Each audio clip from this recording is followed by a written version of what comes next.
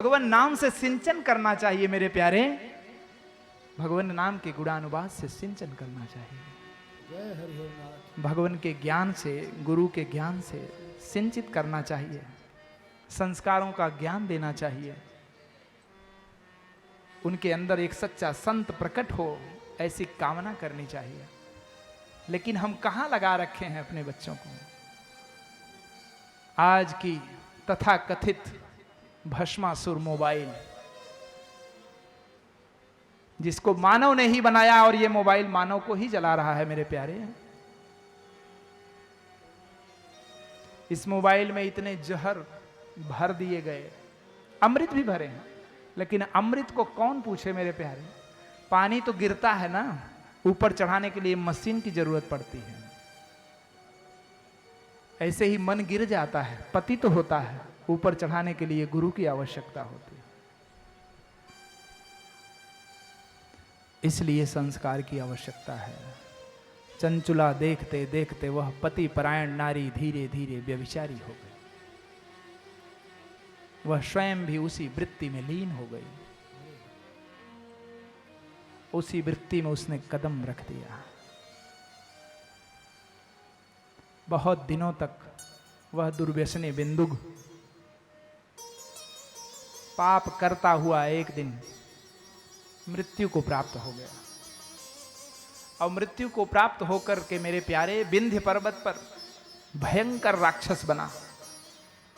यही विंध्याचल पर्वत।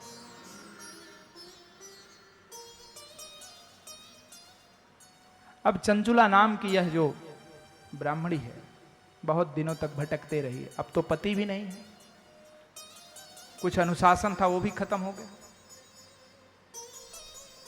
अब उसकी वृत्ति और खराब हुई, खराब होती ही गई। एक दिन दैव योग से, मेरे प्यारे, कभी कभी अपने जीवन में दैव योग आता है।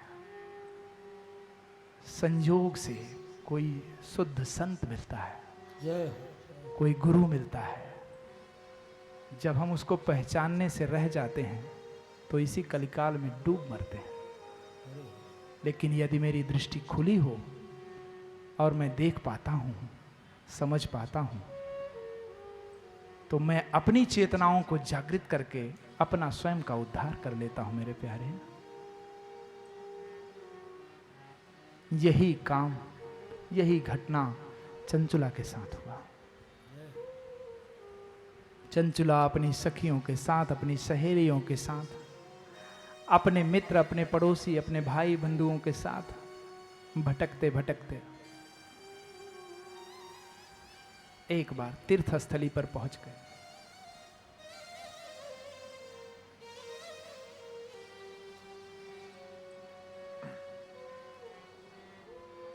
तीर्थ स्थान पे पहुंच करके अपने परिजनों के साथ स्नान इत्यादि करके तीर्थों का स्नान किया, नदियों का स्नान किया। पावन नदियों को स्पर्श किया, उसका लाभ प्राप्त हुआ मेरे प्यारे। गंगा, यमुना, सरस्वती, गोदावरी, इन नदियों में जो जल आता है, गंगा को तो आप जानते ही हो कि शिव की जटाओं से जो निसृत हैं, भगवान कमल नयन के चरणों से जो निकलती हैं, जो ब्रह्मा जी के कमंडल में रहती हैं, ऐसी गंगा पतित पावनी है मेरे प्यारे। ऐसे नदियों में चंचुला स्नान करती है, उसके मन में पवित्रता का भाव आता है। कुछ पवित्रता के भाव से भटकते भटकते एक ऐसे स्थान पर पहुंच जाती है जहां पर इसी तरह से आयोजित किया हुआ छोटा सा मंदिर के पास, एक देवालय के पास भगवान शिव की अमृत वाणी चल रही थी।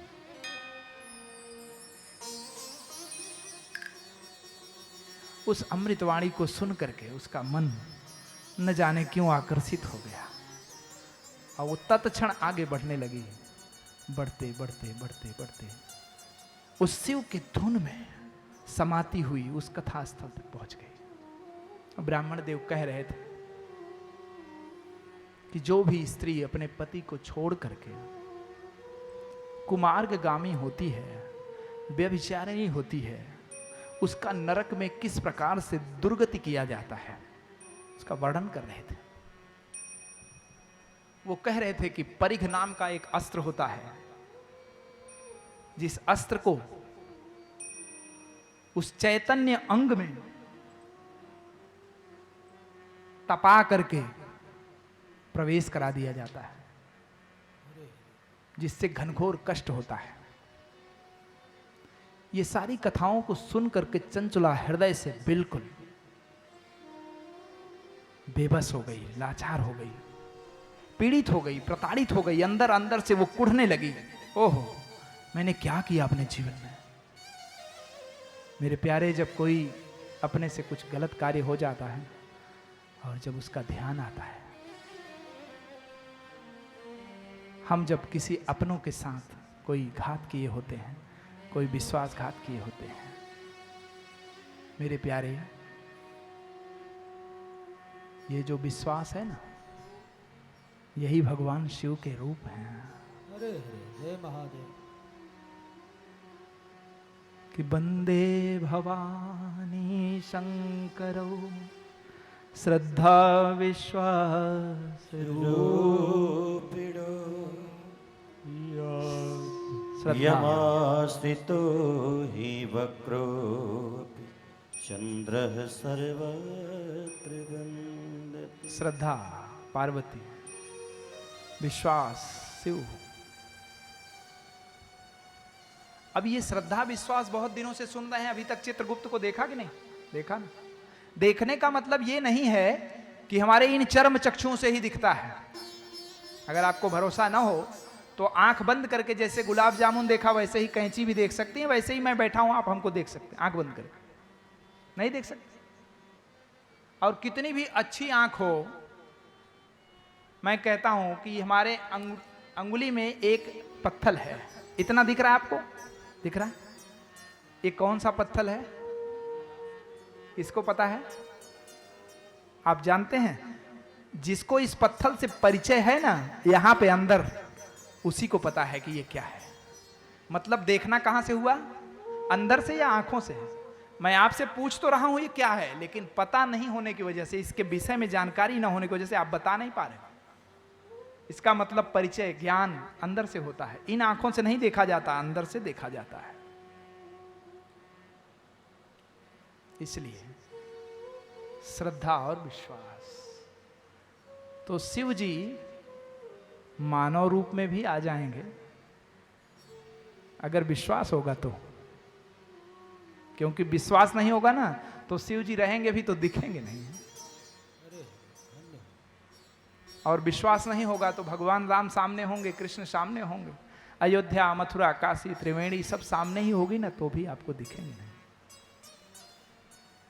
इसलिए विश्वास की महत्ता है।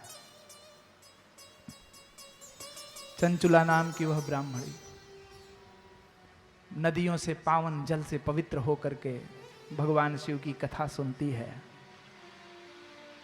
कथा सुनने के बाद जो ही कथा पूर्ण होता है मेरे प्यारे, और ज्यों ही गुरुजी विराम देते हैं, तुरंत आ जाती है गुरुजी के पास। जैसे कभी कोई प्रश्न होता है, आप लोगों में से कोई कथावाचक व्यास गुरुजी कोई भी यहाँ बैठा है तो आने के बाद पैर छूने के लिए दौड़ते हैं, कुछ माताएं, कुछ बहनें, कुछ भाई। वैसे ही वो तुरंत आ गई, क्योंकि उसके मन में वेदना है। वो अपने पति के साथ घात की हुई है, आ करके खूब रोती है। उसके आंखों से आंसू समाते नहीं, खूब रो करके अपना दुख निवेदन करती है कि हे गुरुदेव, हमारे जीवन में तो ऐसा ऐसा कार्य हुआ है, अब हमको कुछ सूझ नहीं रहा मेरे प्रभु, कुछ दिख नहीं रहा मेरे नाथ कि अब मेरे जीवन का क्या होगा। ऐसा सुनने पर नवनीत हृदय के समान भगवान जो कथा कह रहे थे व्यास जी द्रवित हो जाते हैं, और उन्होंने वो ब्रह्मास्त्र, वो महाअस्त्र बता दिया। हे ब्राह्मणी, तुमने कर्म तो वास्तव में बहुत ही घृणित किए, किंतु एक उपाय है।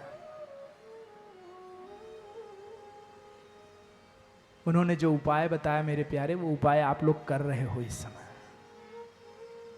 उन्होंने कहा कि सर्वप्रथम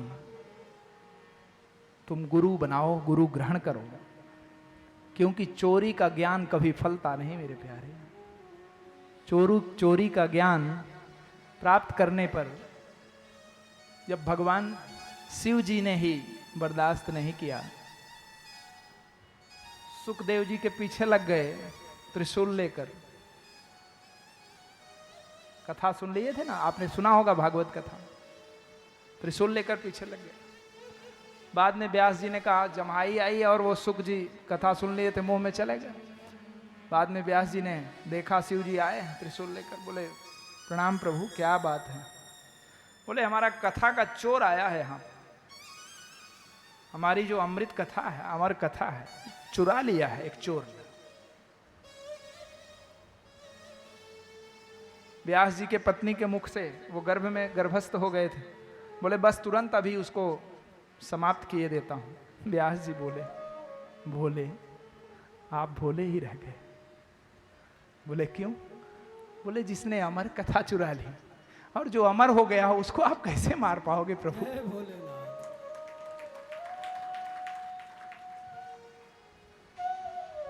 इस तरह से चंचुला को व्यास जी ने सर्वप्रथम दीक्षा दिया है। शिव महापुराण की कथा में यह नियम है कि सर्वप्रथम व्यास से, गुरु से आप दीक्षित हों, दीक्षा लेने के बाद कथा श्रवण करें, या नहीं अगर समय हो तो मध्य में कभी भी दीक्षा लेकर के उस कथा के नियम को पूर्ण करें। दो बात आज समाज में बहुत प्रचलित है, एक तो जबरदस्ती दीक्षा देना और एक जबरदस्ती दीक्षा लेना। तो आपके मन में यह बात न चली जाए, इसलिए ध्यान रखिएगा। हमने पहले ही कहा मानना कुछ नहीं, आपको जैसा समझ में आए, यह नियम है, वो बताना भी हमारा ही कर्म है। इससे क्या होता है कि दीक्षा लेने के बाद मन वृत्ति चित्त एक सीध में आने लगती है। अगर गुरु सदगुरु है तो गुरु बहुत है। सदगुरु का मतलब होता है जो सत्य का ज्ञान दे, सही हो वही बताए, और सही को भी प्रियता से बताए। कहे सत्य बहुत कड़वा होता है, हम कहते नहीं, सत्य से मीठा, सत्य से मधुर, सबसे प्रिय, सत्य से प्रिय कुछ होता ही नहीं है। अगर सत्य होगा तो सत्य को कहने की हमारी एक व्यवस्था भी होगी। इस तरीके से चंचुला नाम की ब्राह्मण, उन ब्राह्मण देव को अपना गुरु स्वीकार करी, उनसे गुरु मंत्र लिया। मंत्र लेने के बाद 9 दिन तक भगवान शिव महापुराण की कथा सुनी। 7 दिन, 9 दिन, 11 दिन, आपकी श्रद्धा। 9 दिन तक कथा सुनने के बाद विधिवत उनके पास जो भी यथाशक्ति था गुरुदेव को अपने चरणों में अर्पित किया। बड़े ही सुखपूर्वक मेरे प्यारे, जब उस चंचुला नाम की ब्राह्मणी की मृत्यु हुई तो भगवान शिव के शिवलोक से विमान आया और उस विमान पर व्यवस्थित सुदृढ़ चमर डुलाते हुए उनके गण आकर के चंचुला नाम देवी शिवलोक को गए। बोलिए सच्चिदानंद भगवान की जय। जब चंचुला की आत्मा भगवान शिव के लोक में पहुंचती है तो वहां पर देख रही है पंचमुखी भगवान शिव बड़े ही दिव्य वेश में, अद्भुत जटाएं, ऊपर गंगा की धारा, उनके मस्तक पर द्वितीय तिथि की चंद्रमा सुशोभित हो रही थी। उनके कानों में पद्म नाम के सर्प कुंडल बने हुए थे। उनके गले में साक्षात वासुकी महाराज यज्ञोपवीत बने हुए थे मेरे प्यारे। जय महादेव। इस तरह की शोभा देख करके चंचुला का मन बड़ा प्रसन्न हुआ और उनके साथ विराजमान महामाया पराम्बा भगवती माता पार्वती के दर्शन करके वह चंचुला अपने को कृतार्थ धन्य धन्य मान रही थी। माता जी ने एक सेविका को आदेश दिया कि उस ब्राह्मणी को हमारे पास ले आओ। दिव्य लोक में, शिवलोक में वह ब्राह्मणी जब अपने मां के पास पहुंची, मां के चरणों में प्रणाम किया, भोलेनाथ को प्रणाम किया। दोनों ने ही उसे खूब आशीर्वाद दिया। बहुत ही मधुर संवाद हुआ और माता जी ने उस चंचुला नाम की ब्राह्मणी को अपनी सखी बना ली, अपनी सहेली बना लिया। बोली अम्बा भवानी की जय। एक दिन शिवलोक में चंचुला दुखी हो गई। उसको अपने पति की याद आई, क्योंकि पति कैसा भी हो, पति तो पति होता है। पति को भरता भी कहा गया है। जो सब कुछ भर सकता है वही भरता है। जो हमारे जीवन को हर तरह की तृप्ति दे सकता है वह पति है। उस पति की याद में वो चंचुला नाम की ब्राह्मणी दुखी थी। दुखित मन से एक दिन आई और बोली, हे महामाया, हे माते, यह आपकी दासी यहां पर सभी प्रकार के सुख तो प्राप्त कर रही है, लेकिन हमारे मन के भावों को हे अंतर्यामी मां आप तो जानती हैं। मैं अपने पति के विषय में चिंतित हूं। मेरी मां, आप ध्यान से देखें कि हमारे पति की इस समय क्या गति है। मां ने ध्यान लगा करके बताया, चंचुला, तुम्हारे पति इस समय विंध्य पर्वत पर एक भयंकर राक्षस बने हुए हैं। अरे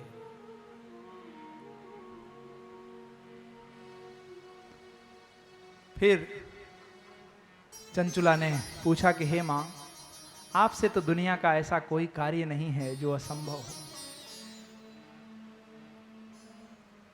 मां ऐसी होती ही है।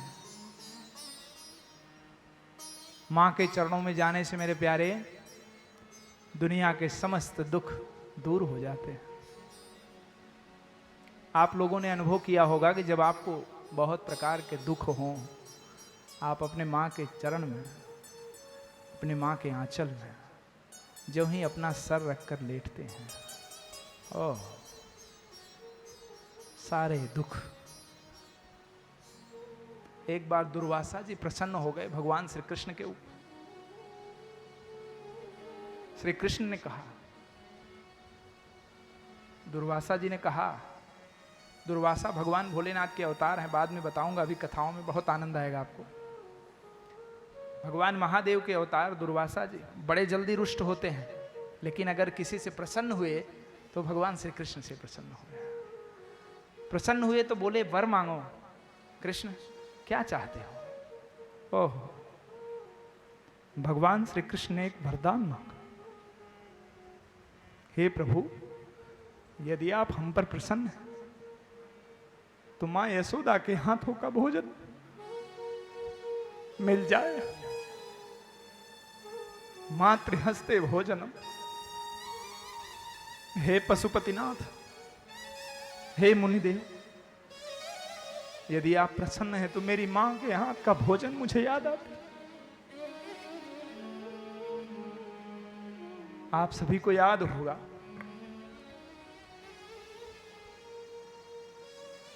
बचपन में मां ने अपने हाथों से जो गरम गरम रोटियां सेक कर आपको खिलाई होंगी, खुद भीगे में रह करके आपको सूखे में किया होगा। मेरे प्यारे, पेट पर बोझ ढोने वाला इंसान अगर धरती पर कोई है तो वो मां है। पेट पर 9 महीने तक बोझ ढोती है।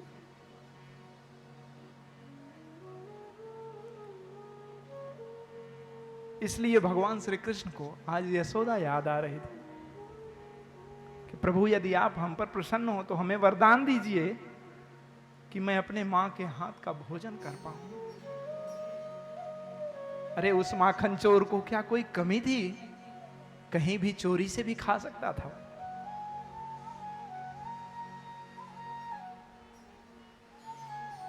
इसी तरह से चंचुला ने माता पार्वती से निवेदन किया, कि हे माँ, मैंने तो अपने जीवन में बहुत गलत काम किए हैं। गुरुजी ने हमको बताया था कि इसका उद्धार जल्दी होता नहीं। पति ने भी ऐसा ही किया है। हमारा तो बेड़ा पार हो गया माँ, लेकिन हमारे पतिदेव का क्या हो? मेरे प्यारे, इस कहानी से यही सीख मिलती है कि पत्नी वही है जो पति के लिए अपना तन मन धन अर्पण कर दे, और पति वही है जो अपनी पत्नी के लिए पूर्ण रूप से समर्पित हो। माँ, बेटा, भाई, बहन, मित्र, पुत्र, गुरु, शिष्य, सारे रिश्तों में एक बात जरूर आती है मेरे प्यारे, कृतज्ञता का भाव हो। कृतज्ञता के भाव का अर्थ है किए हुए को जानते रहना, किए हुए कर्मों को जानना, मानना, उसी हिसाब से अपना भाव, भाषा, भंगिमा बना के रखना। अगर आप कृतज्ञ होंगे मेरे प्यारे, तो आपकी भाव, भंगिमा और भाषा कटु कभी नहीं हो सकती मेरे प्यारे, कभी नहीं हो सकती। नाटक हो सकता है, 2-4 पल का हम भी नाटक करते हैं, जरूरत पड़ती है, शिष्यों पर थोड़ा सा ऐसे तनक जाते हैं, लेकिन अंदर से मेरे प्यारे ऐसा नहीं होता। अंदर से तो अपना प्रेम छलकता है, लेकिन ऊपर से कभी कभी कि गुरु कुम्हार सिख कुंभ है, गढ़ी गढ़ी काढ़े खो, कि अंतर हाथ सहारी दे, बाहर मारे वो कुम्हार को जानती ही हैं आप, जो घड़ा बनाता है, मटका बनाता है, ऊपर से बहुत थपकियां मारता है वो, लेकिन अंदर से बहुत प्रेम रखता है, बहुत सहलाता है। ऊपर से थपकियां मारने का भी कारण यही होता है कि समाज वाले ये न कह दें कि किस कुम्हार ने बनाया था तुमको,